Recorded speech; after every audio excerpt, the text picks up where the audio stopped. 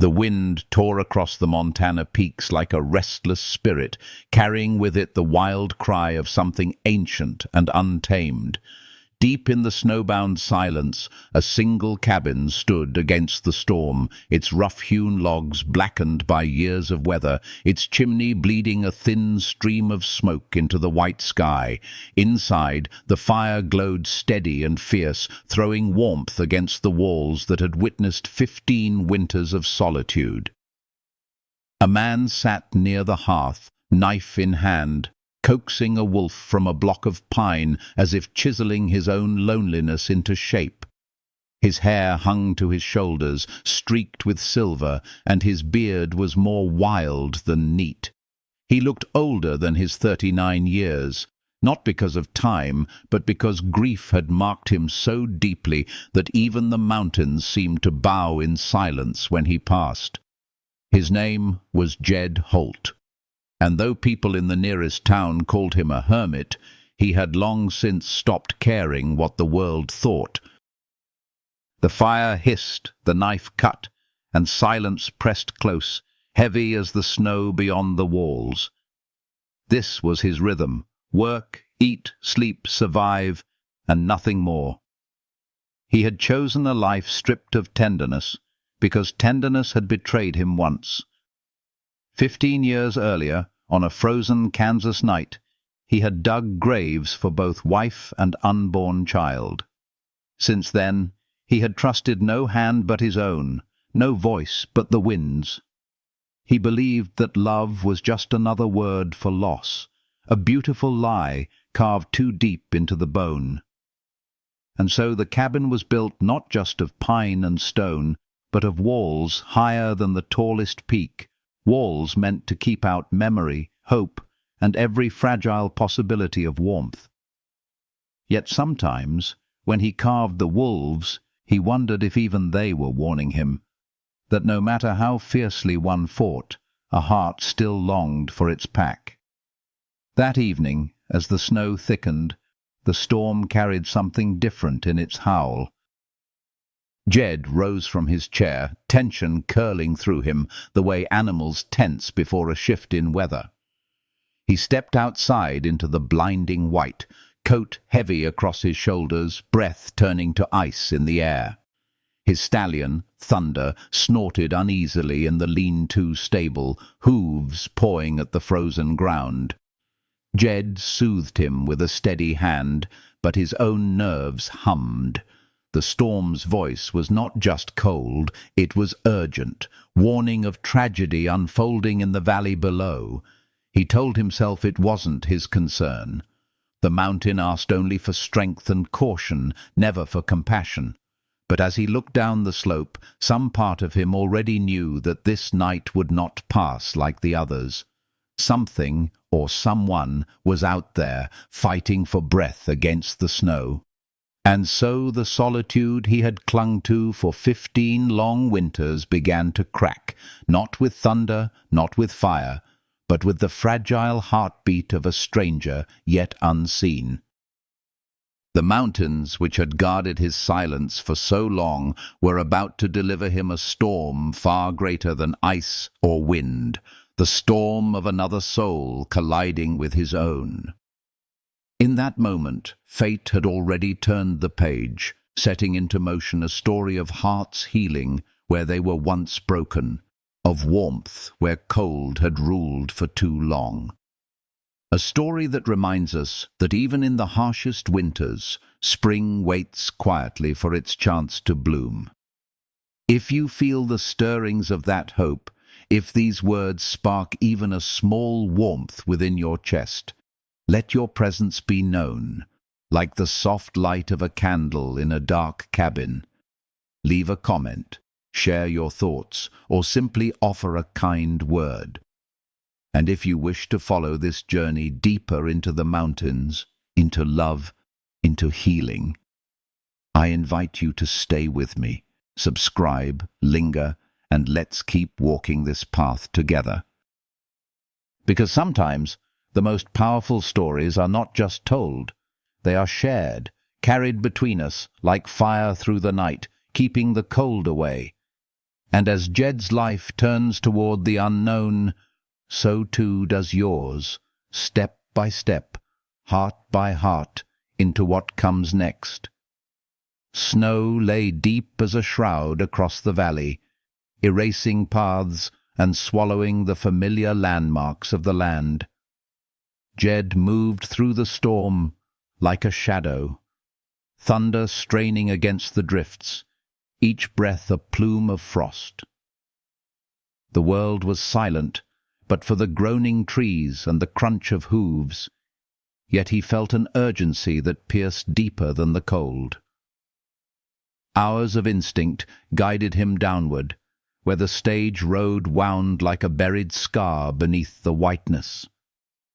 There, against the broken line of the horizon, he saw it. A toppled coach, its wheels still spinning uselessly in the wind, the once proud paint half buried under snow. Death hung in the air, bitter and sharp. The horses lay frozen in their traces, eyes glazed in ice. The driver slumped forward, stiff as a mannequin, one arm twisted unnaturally. Jed felt the weight of it settle over him. Another reminder that winter on the mountain showed no mercy. But then, faint as the echo of a forgotten prayer, he heard it. Not the creak of wood or sigh of settling snow, but a sound softer, fragile, undeniably human. A moan, half broken. He moved quickly, rifle slung across his back, pushing aside snow with his bare hands until fabric appeared, rich blue wool lined with fur, wholly unsuited to this wilderness. Fingers, small and gloved, emerged, followed by the pale oval of a face hidden beneath tangled chestnut hair. For a moment, Jed thought he'd unearthed another corpse, but when he pressed his fingers against the slender throat, he felt it. A pulse, faint but stubborn. She was alive. He should have turned away. Every instinct screamed to let the mountain claim what it had already begun to take. Involving himself with others' lives meant pain, meant chaos, meant reopening wounds he had spent years binding in silence. But as he gathered her into his arms, her body light as a bundle of soaked cloth, he felt something shift within his chest. The woman was freezing, yet within her flickered the fragile spark of endurance, a spark that mirrored the piece of him that had refused to die alongside Mary. Her breath brushed against his neck, shallow but present, and it drove him faster, climbing back toward the cabin through drifts that clawed at his legs. Inside, warmth wrapped around them like a blessing. He kicked the door shut and laid her before the fire, the flames licking shadows across her still features. Her clothes, sodden and deadly, had to be stripped away. His hands, roughened by years of axe and rifle, trembled as he worked through the layers. Dress, corset, chemise, each piece a barrier between her and survival. He turned his face aside, shame wrestling necessity, but the healing flame of the hearth did not wait for modesty. Wrapped in his buffalo robe, she seemed smaller, younger, her lashes resting like dark feathers against cheeks that were slowly pinking in the glow. Lavender clung to her even now, faint perfume threading through smoke and pine, a ghost of the world she came from. Jed sat back on his heels, staring at what he had done. For 15 years, his cabin had been a sanctuary of silence, untouched by laughter, untouched by the living presence of another. Now the air itself was altered, charged with something new, something perilous. He told himself she would die regardless, that this interruption would pass like a snowstorm, leaving him alone once more. Yet when her chest rose again, shallow but steady, He felt relief wash through him like a tide. He had saved her, and saving her meant she was no longer a stranger cast upon the snow. She was his responsibility, whether he welcomed it or not. He leaned back in his chair, eyes never leaving her, counting each fragile breath as if it tethered him to something greater than survival. The fire crackled, shadows danced, and outside the storm raged with merciless hunger. But within the cabin, for the first time in years, there was more than solitude. There was the stirring of something tender, something dangerous, something that might yet heal what had long been broken. And though Jed did not know it yet, the woman before him would unravel every wall he had built, not with force, but with the gentle persistence of spring-thawing ice. Her presence had already begun to change him, as quietly and inexorably as the storm that had carried her to his door. The firelight flickered against the log walls, painting everything in hues of amber and shadow. Hours had passed since Jed carried the woman in, and now the silence of the cabin was broken only by the soft, shallow rhythm of her breathing. He had wrapped her carefully, laid her near the flames, hung her soaked garments to dry, and sat vigil as though keeping watch at an altar. The storm howled outside, rattling the windows with claws of ice, yet inside there was a fragile pocket of warmth that he guarded with every breath. Each time her chest lifted, he felt an unfamiliar relief course through him, like the first trickle of thaw after endless winter. He told himself it was instinct, the duty of one human to another. But deep inside, where loneliness had rooted so fiercely, he knew the truth. Her survival mattered to him in a way he had not expected, in a way that already frightened him. When she stirred, the sound was small, a moan as delicate as wind-brushing pine needles. Jed leaned forward, every muscle taut, and then her eyes opened. Green, clear, startling, alive, like the first shoots of spring cutting through frost. For a breath, she looked dazed, her gaze sweeping across the cabin's low ceiling, the rough beams, the wolf carvings lining the mantel. Then her eyes found him. Recognition flickered into terror. She screamed. The sound split the quiet like lightning across a frozen sky, raw, desperate, filled with the fear of waking in a strange place with a strange man. She clutched the buffalo robe to herself, pressing back against the log wall as if she could melt into it. Her voice, sharp and trembling, accused without words. Jed raised his hands, palms open, his own voice rough with disuse. He told her she was safe, that her coach had crashed, that he had found her half buried in the snow, but safety was not a language she understood from him yet.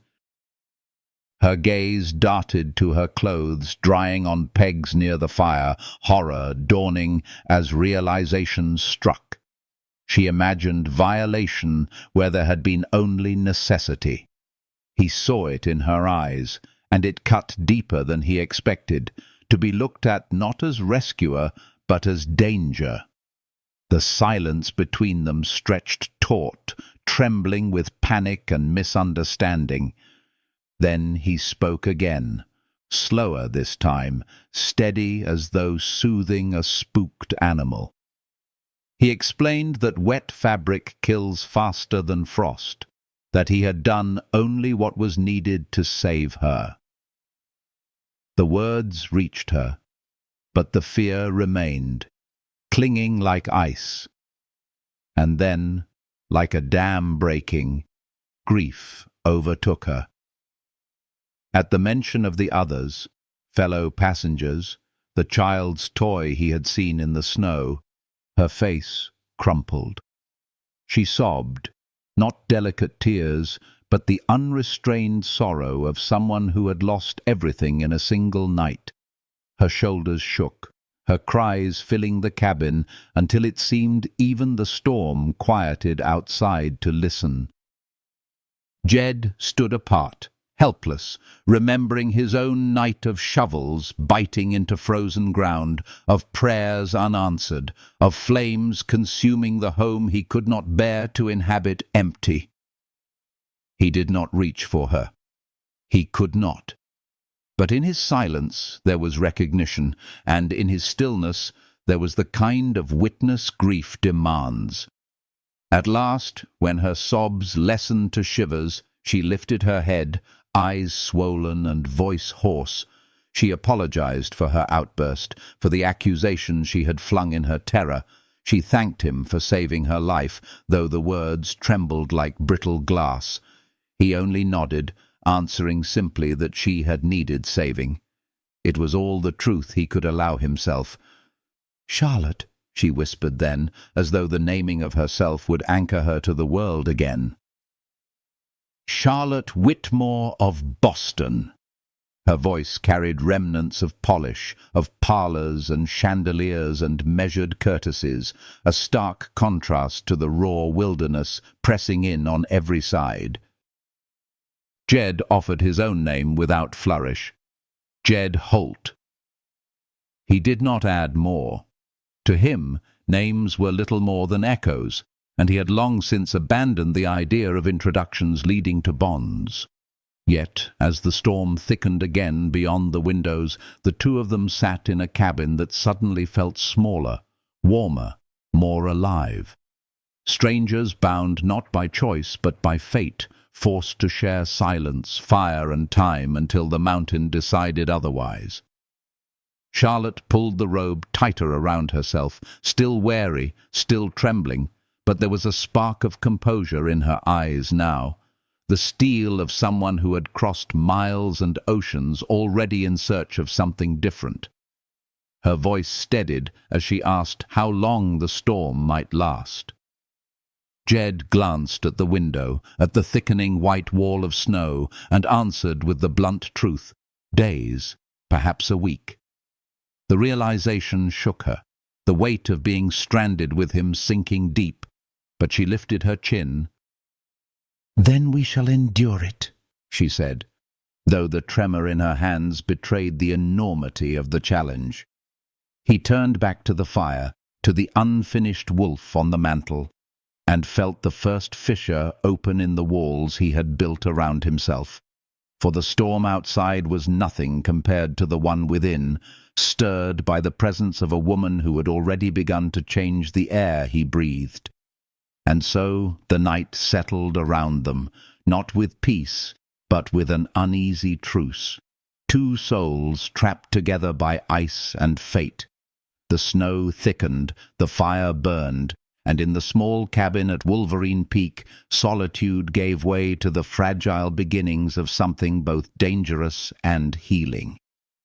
What had once been his sanctuary was no longer his alone, and in that truth lay the first step toward a story neither of them had imagined when the storm began. Morning came, wrapped in a hushed light, pale gold pressing through the frost-glazed window like a fragile promise.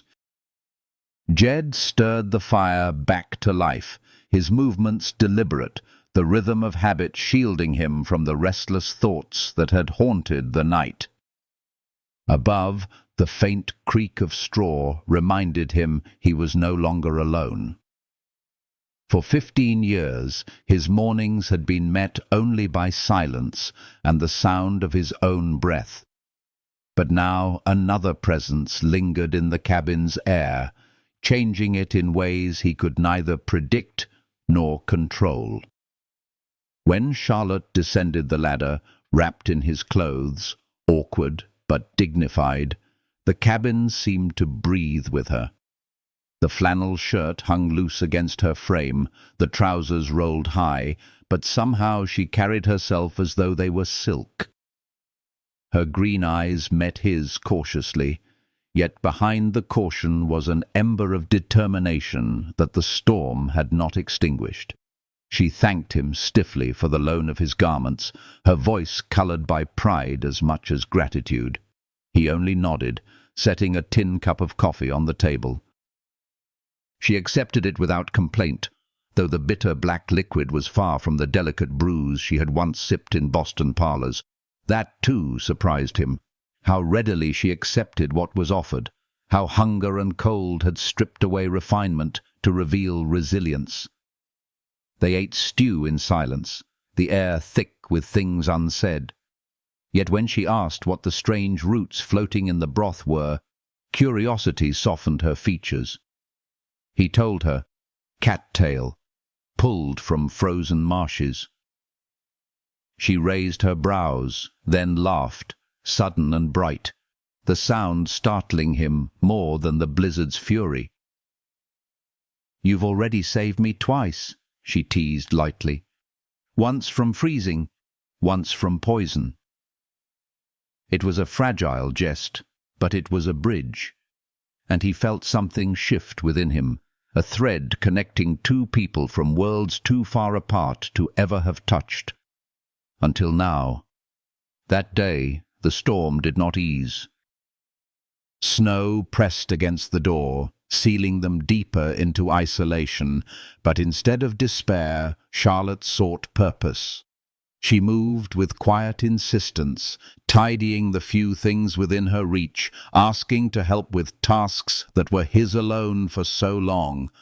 She fumbled, dropped spoons, struggled with the roughness of frontier life, yet she did not relent. At one point, she stood before the mantel, running her fingers over the carved wolves, her eyes softened by something beyond admiration. "You made these?" she asked, her voice tinged with wonder. He grunted assent, unwilling to admit how many hours he had poured into shaping those creatures, how each one held fragments of grief he dared not name. But she lingered on them, tracing the grooves as though she could feel the sorrow hidden in the wood. Then, to his astonishment, she asked him to teach her. Carving was no pastime for ladies of society, yet her request was genuine. He hesitated, but her steady gaze left little room for refusal. And so, that evening, beneath the glow of firelight, he placed a knife in her hand, his own rough palm guiding hers to show the grain, the angle, the patience required. Her first cuts splintered the wood, her brow furrowed, and she muttered an unladylike word that made him nearly smile. Persistence carried her forward, and by nightfall she held a misshapen little form in her hands, somewhere between a cat and a stone. She laughed at it freely, unashamed, and he found himself watching her more than the carving, the way firelight shimmered in her chestnut hair, the curve of her lips when she smiled. He turned away, unsettled by the warmth spreading through him, a warmth more dangerous than the storm outside.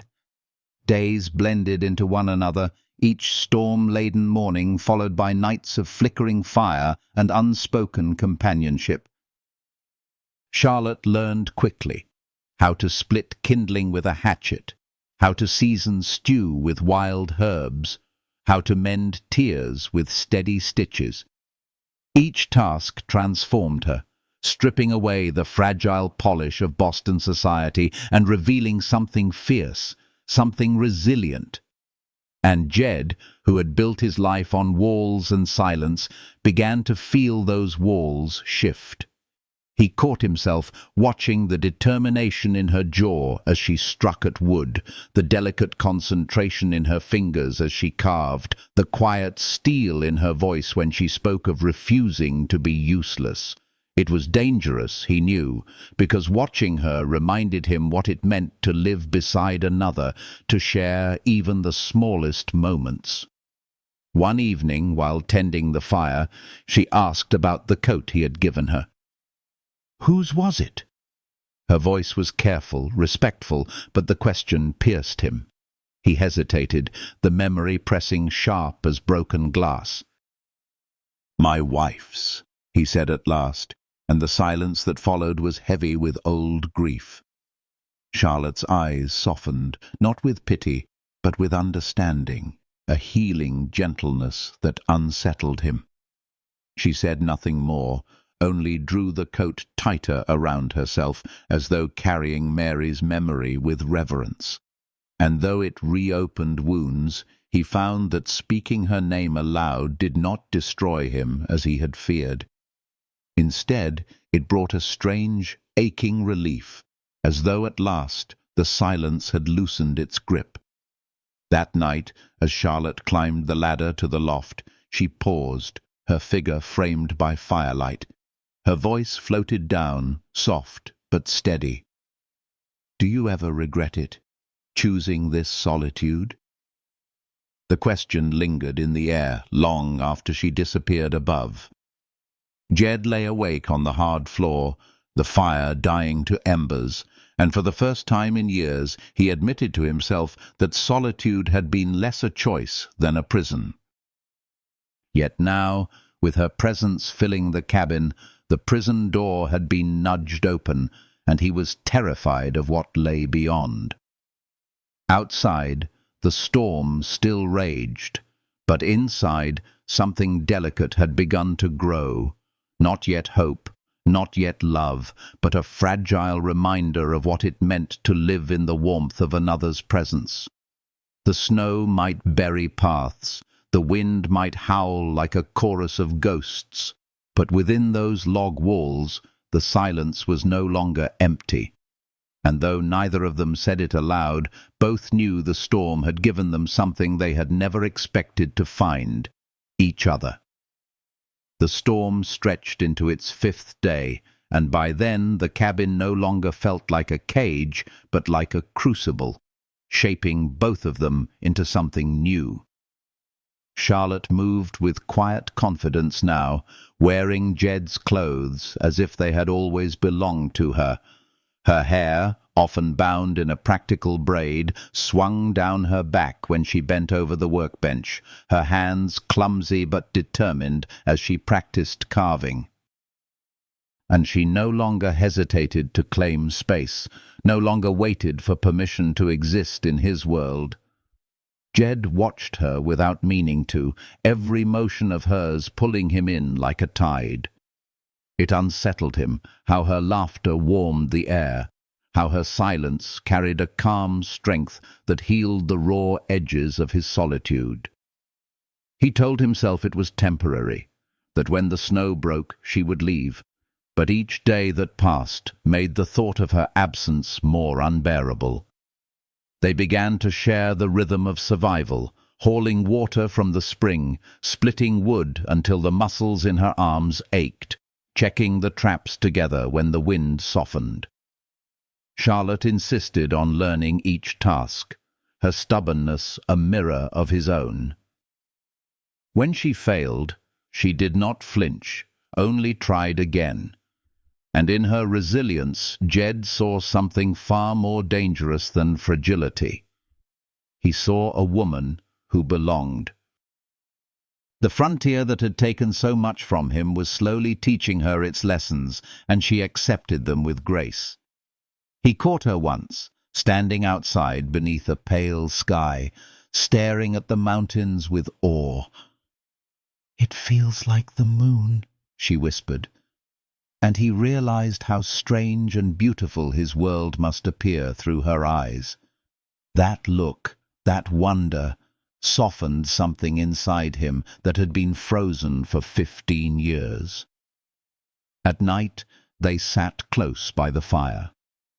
She would carve in silence, her brow furrowed in concentration, and he would pretend to work on his own projects, while his gaze strayed again and again toward her. The cabin, once a place of shadows and ghosts, now flickered with the warmth of her presence. It frightened him, how easily she filled the emptiness he had sworn to keep.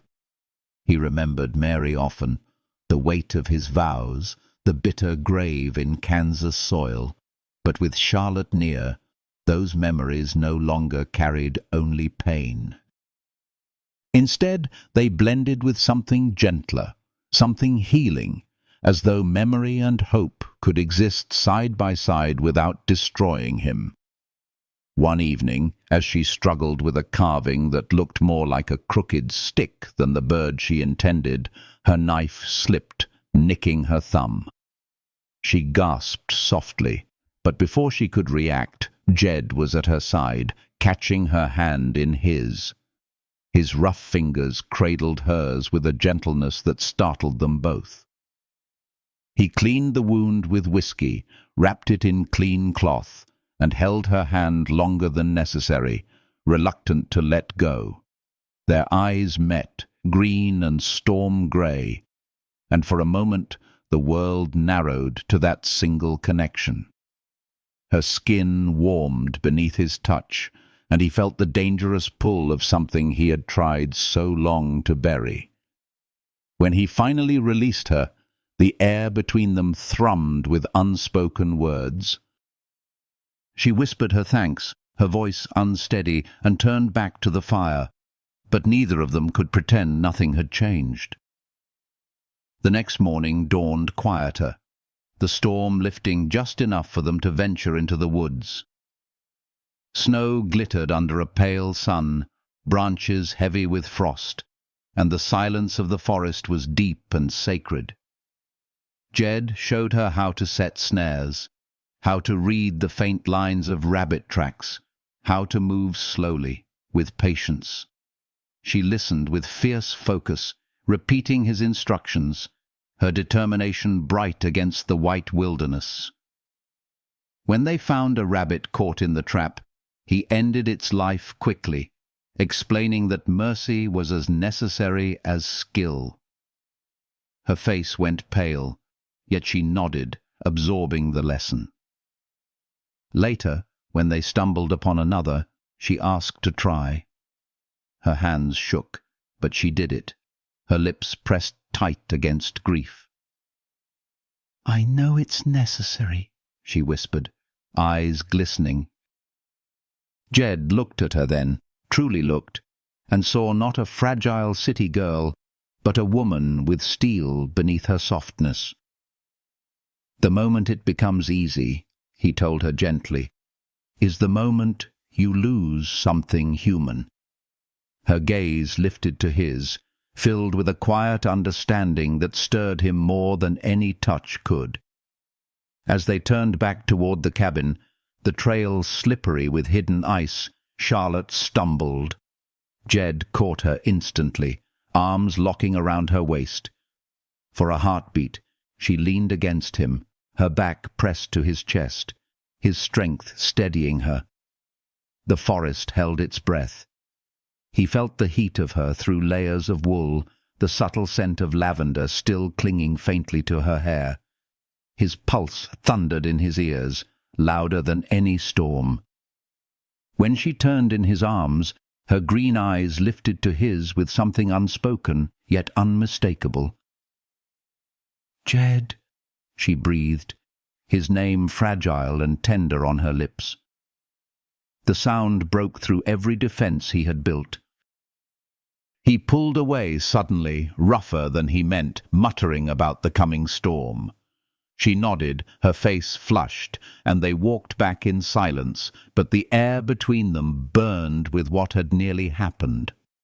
That night, the cabin was too small, the fire too bright, the silence too charged. Their hands brushed as they worked, each touch sparking like lightning.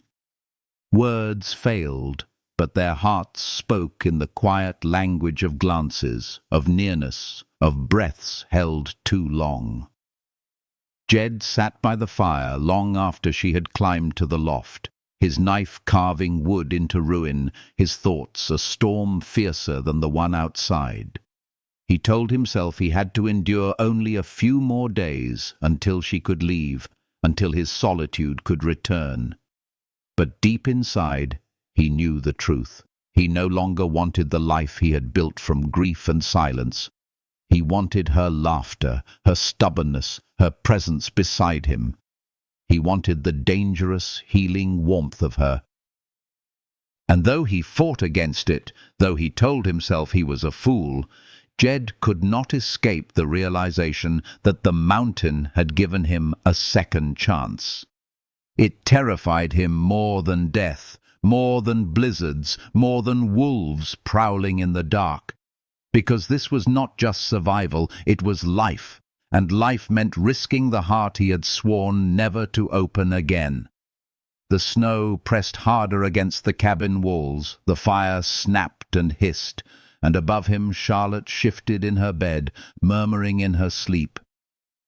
He closed his eyes, listening, aching, and for the first time in 15 years he prayed, not for silence, but for courage.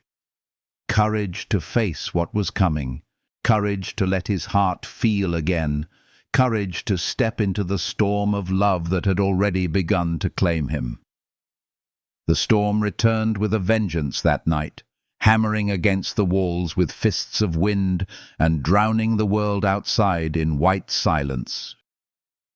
Inside, the cabin was dim except for the restless glow of the fire, its light spilling across the floor where Jed sat in his chair, knife idle in his lap. He had not touched the block of wood in hours, his thoughts louder than the storm itself. Above him, the loft creaked faintly, with Charlotte's restless turning, each sound an arrow that struck too deep. He told himself to ignore it, to remain where he was, but then he heard it, muffled sobs, quiet and raw, as though she wept into the thin pillow to keep the sound from reaching him. His chest tightened with a pain he thought long buried. He could not leave her to weep alone, not when he knew what it meant to drown in grief with no one to hear. Against his own caution, he rose, his boots soundless on the floorboards, and stood at the base of the ladder. "Charlotte," he said softly, his voice low enough to be almost lost in the storm. Silence followed, then a hoarse command from above. "Go away." He did not move. Instead, he asked again, "Are you hurt?" Her answer came after a pause, trembling but firm. "No, just everything. I don't know who I am anymore."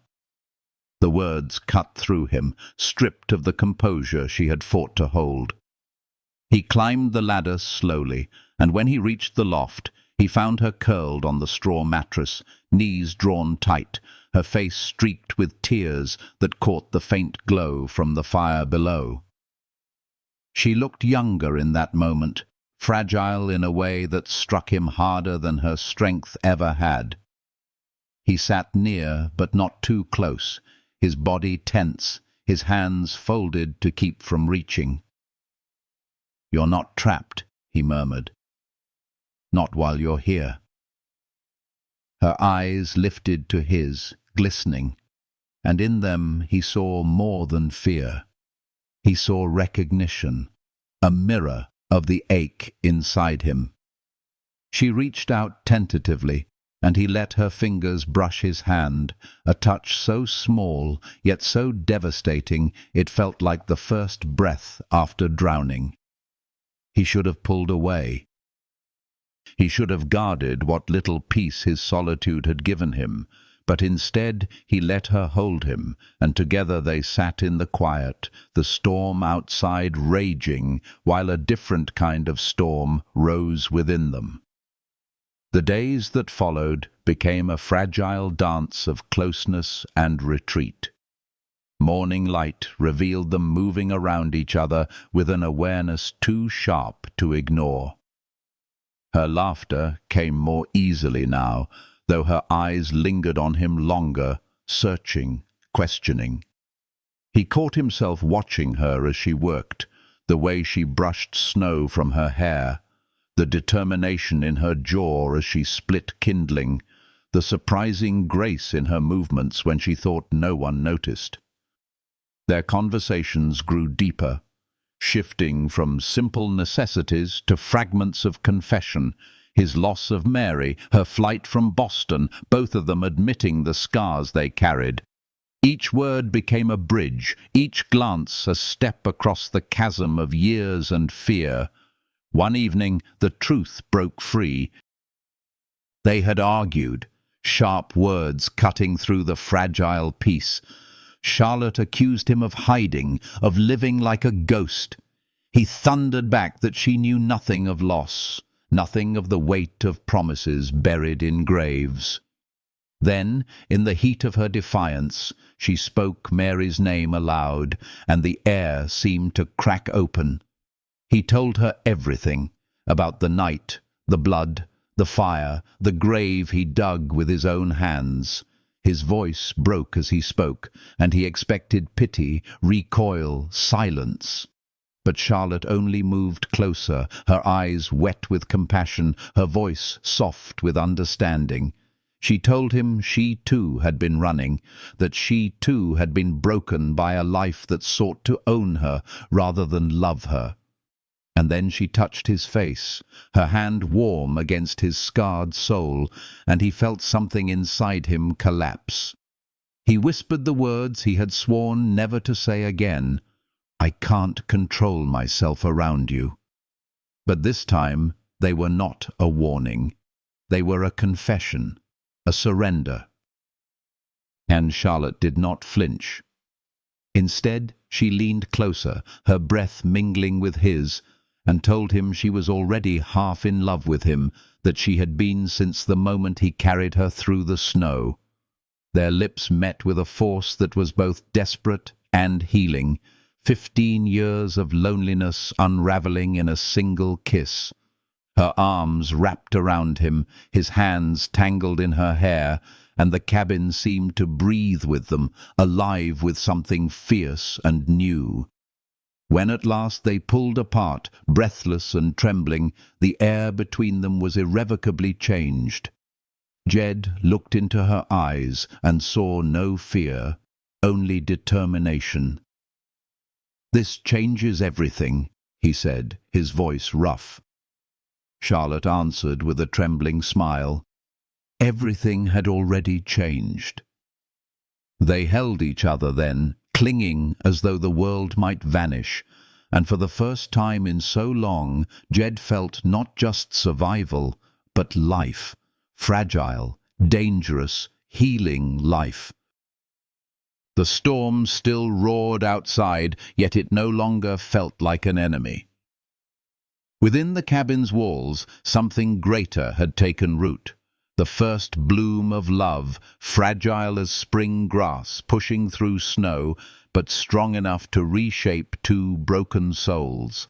And as night pressed close around them, their hearts beat not in isolation, but in unison, carrying them toward a future neither had dared to imagine.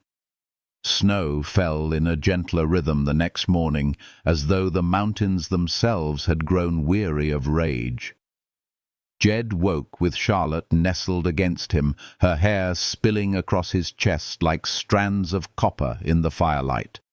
For a moment he forgot the years of silence and grief, forgot the walls he had built so high around his heart.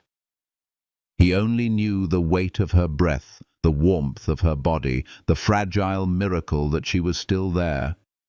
He pressed a kiss to her temple, and for the first time in years he did not feel haunted. He felt alive. Yet even in that tenderness, unease stirred, because happiness was not a state Jed trusted. He had learned too well that joy could be snatched away in an instant. He told himself to be cautious, to guard what had just begun, but then Charlotte opened her eyes and smiled, and all his resolve melted like snow in spring sun. Their days slipped into a rhythm that felt dangerously close to a life together. She cooked with him, splitting duties at the rough-hewn table, her laughter mixing with the crackle of the fire. She learned to mend his shirts, her slender fingers working clumsily but persistently, the small triumph in her eyes when the seams held tight, making him proud in ways he hadn't expected. They went into the woods together, her boots crunching beside his, her green eyes alert to every shadow and every trail he showed her. She no longer flinched at the kill, but handled it with quiet reverence, understanding now that survival required both strength and mercy. She was becoming part of the mountains, and the mountains seemed to accept her.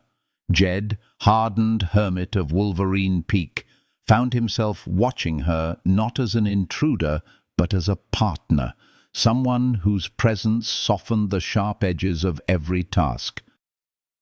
Yet, with closeness came tension, sharper than the wind that swept through the pines.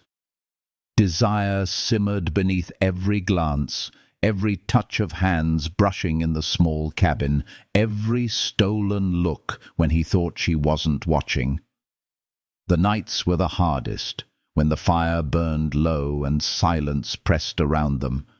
He lay awake, every creak of straw above him reminding him she was near, too near. He had sworn never to let his heart open again, but already she had entered him in ways he could no longer deny. Charlotte, too, felt it. She met his eyes with unflinching honesty, her gaze both invitation and challenge. They skirted the edge of confession daily, until one evening the tension cracked like ice underfoot. They argued first. Harsh words filled the cabin, her voice accusing him of hiding, his voice roaring that she did not understand the weight of his loss. In her fury, she demanded the truth, demanded to know why he buried himself alive in the mountains. And so he told her everything, the blood, the drunken doctor, the coffin that held both wife and unborn child, the fire that consumed his past. The words spilled out raw, torn from him like bark from a tree. His voice shook, his chest heaved, and when he finished, he expected her to turn away, to retreat into fear or pity. But Charlotte reached for him instead, her hand trembling yet steady as it cupped his face. Her eyes, bright with tears, reflected not horror, but understanding. She whispered that she knew what it meant to run from chains, to fight for air, in a world that sought to suffocate. Her voice was healing, her touch a balm to wounds he thought would never close. In that moment, resistance broke. Jed pulled her into his arms, and her lips found his with a passion neither had dared to release. It was not a gentle kiss, but a collision of grief and longing, of years spent starving for human connection. He held her as though she might vanish, his hands tangled in her hair, her breath hot against his skin. Charlotte kissed him with abandon, with the courage of a woman who had chosen her own freedom and now chose him. When at last they broke apart, their foreheads rested together, their breaths mingling, the silence between them full not of fear, but of promise. That night, Charlotte did not climb to the loft alone. She remained with him by the fire, their bodies pressed close under blankets, the rhythm of their breathing falling into sync. They spoke little, only fragments. But every word was a step toward a future neither of them had imagined days before. She confessed her fear that he would regret this, that he would push her away once the storm passed. He told her she was stronger than she knew, that she had already survived more than most could bear. She smiled through tears, whispering that for the first time she felt seen, not as a daughter to be bartered, not as a fragile lady, but as a woman who could fight, endure, and love. Her words healed him in ways he could not explain, filling cracks in his soul that had ached hollow for 15 years.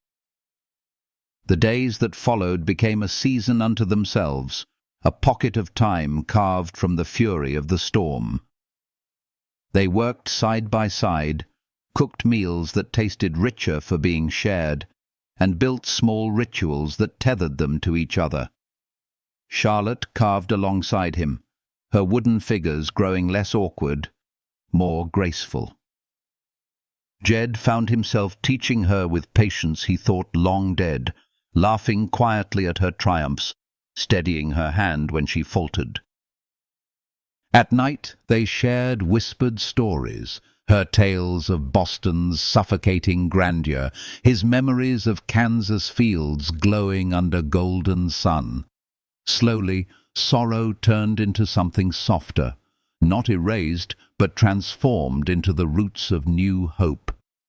Still, unease lingered at the edges, the reminder that storms end and choices must be made. One morning, as pale sun broke through thinning clouds, Jed stood at the door and told her the passes might soon open. His voice was rough, as though each word scraped his throat. Charlotte stood beside him, eyes on the endless snow, and said nothing at first. Then, softly, she asked, "And if I don't want to leave?" He turned, stunned, his heart thundering, but her face was steady, resolute. She told him she had spent her life being claimed like property, but here, in this cabin, with him, she had chosen herself for the first time, and now she wanted to choose him. Jed could not answer at once. Fear pressed tight around his chest, fear of losing again, fear of daring to love. But when she touched his hand, warm and sure, he felt the storm inside him still. He realized that the life he had built out of silence and sorrow had already been undone by her presence. She had healed more than his loneliness. She had awakened his will to live, to love, to risk. And as he looked into her green eyes, filled with both strength and tenderness, he knew there was no returning to the emptiness he had once called survival. The storm outside began to weaken, but within the cabin something stronger than weather had taken root. Not mere survival, not fleeting desire, but the steady, fierce beginning of love. Love born of brokenness, love tempered in snow and fire, love that promised healing for wounds carved too deep by the past. And as Jed pulled Charlotte into his arms once more, kissing her with the certainty he had feared for so long, the mountains themselves seemed to hold their breath, bearing witness to two souls who had found, at last, their way back to life. Dawn came tender and pale, spilling soft gold across the mountains as though the sky itself wanted to bless the valley. The storm had passed, leaving behind a silence so profound it seemed sacred. Snow lay piled high, sculpted into strange, beautiful forms that caught the light like marble. From the cabin chimney, smoke curled upward, a fragile banner of life in the wilderness. Inside, Jed and Charlotte moved as though they had lived together for years, their rhythm natural, each step of one answered by the other. She stirred the pot over the fire while he split kindling, and the small sounds of daily life wove into something larger than routine. It was belonging. It was home. Yet peace never lingers long without being tested. One morning, thunder's restless snort shattered the quiet. Jed looked through frost-kissed glass and saw 3 riders pushing their way up the treacherous slope. The lead man rode tall, cloaked in wealth and authority, flanked by hired guns. Charlotte's face went pale. Her voice trembled as she whispered his name. Richard, her fiancé, the man she had fled, the chain she had broken. Fear flickered in her eyes, but behind it burned defiance. Jed's jaw tightened, rifle steady in his hands. He told her to hide in the loft, but she refused. "This is our home," she said, and her voice rang like steel. Together they faced the men who came to steal her back. The confrontation cracked like gunfire against the frozen air. Richard demanded Charlotte's return, waving forged warrants, hurling accusations meant to break Jed's spirit. But Charlotte stepped forward, her voice calm, sharp as the edge of a blade. She told Richard she was not property, not a contract, not a possession. When his hand lifted a pistol, hers was quicker. The rifle she held did not waver, and when the shot rang out, it was Richard's weapon that flew from his grip. The mountain echoed with the truth of her choice. She had chosen Jed, chosen this life, chosen love born of fire and healing. The hired men fled. Richard cradled his wounded pride, and the path they had feared was finally clear. No longer fugitives from grief or society, they were bound not by chains, but by devotion. In the weeks that followed, the snow softened, spring stirring quietly beneath its white veil. Jed and Charlotte built not just survival, but a future. Together they mended fences, planted seeds in thawing earth, dreamed aloud of raising horses, of teaching children, of filling the cabin with laughter instead of ghosts. Jed spoke of Mary with peace instead of agony, his love for the past no longer a shackle, but a thread woven gently into the tapestry of his present. Charlotte answered with stories of her sisters, her voice no longer heavy with fear, but bright with hope. In their eyes shone the fragile, resilient promise that even broken souls could be whole again. 1 year later, the cabin had grown. A corral held foals frisking in morning light. Smoke curled from a wider chimney, and Charlotte stood in the doorway with a rounded belly, her hand cradling new life stirring within her. Jed worked in the meadow, younger in spirit than he had been in decades, his laughter carrying up the slope. Their love had not erased loss, it had transformed it, turning pain into soil where something new could root and grow. Healing had come not as a sudden miracle, but as a daily choice, each sunrise reminding them that love, even scarred and imperfect, was worth every risk. And so their story became more than survival in a storm. It became a hymn to the possibility of second chances, to the warmth of human touch after years of silence, to the fierce truth that love is not weakness, but the deepest strength. The wooden wolves on the mantel no longer stood guard over loneliness. They bore witness to a family built against the odds. When their child would one day ask how it all began, they would tell of snow and fire, of grief and healing, of a storm that brought two broken hearts together.